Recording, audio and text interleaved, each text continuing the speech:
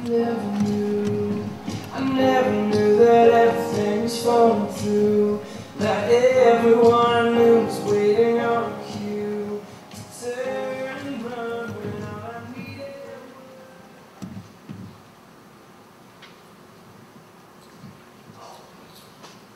Man, what was I thinking? I really blew it. But with so much pressure to get into a good school, or to even graduate for that matter, I didn't know what else to do. Now that I think about it, I guess I should have just spent more time studying and less time hanging out with my friends. I thought I could do both, but when it came down to it, I'd rather do anything besides homework.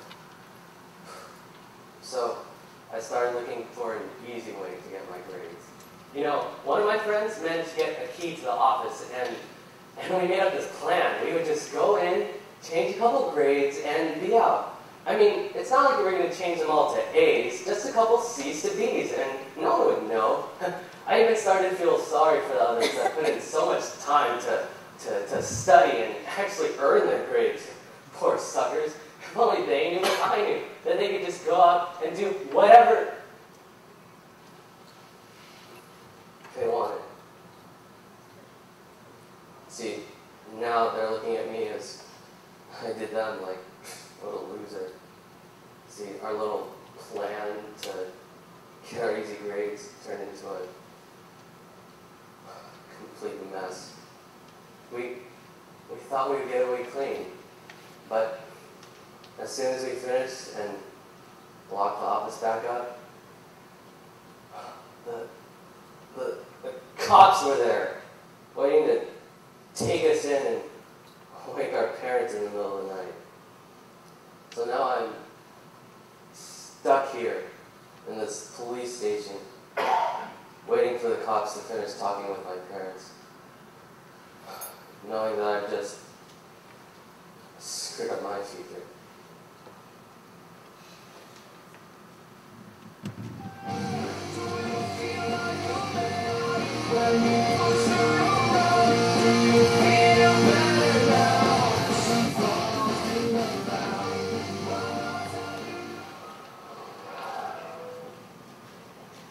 And it wasn't even anything big that set me off.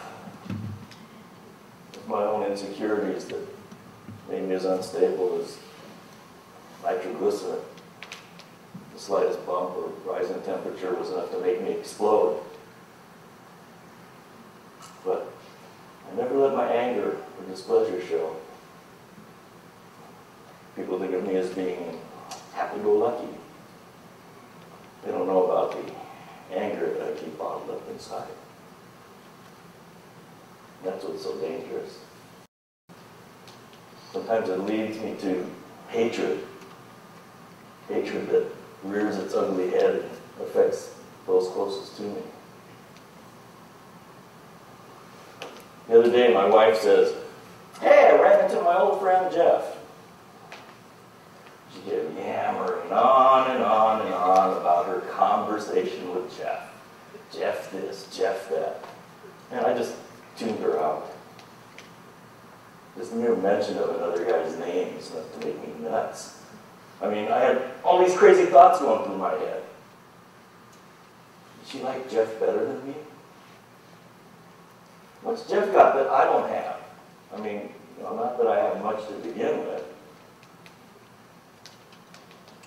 Is Jeff making a move on her? Is she letting this happen because she wants someone better than me? Crazy, right? The more these thoughts ran through my head, the crazier, the madder I got. "What's wrong?" she asked me.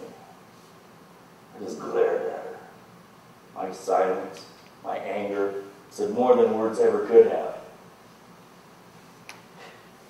She came over to me and took my arm, looked me in the eye, and asked me again. I tore away from her, had some harsh words for her as I started to walk away. She stepped in front of me, had some pretty choice words for me herself. I saw red. My muscles tensed. My anger blinded me. You know, if you were to ask me who would be the last person on earth that I ever want to hurt, I would tell you 100 times out of 100 that it is her. The herder is exactly what I did. In my blind rage, I hit her and threw her down on the ground.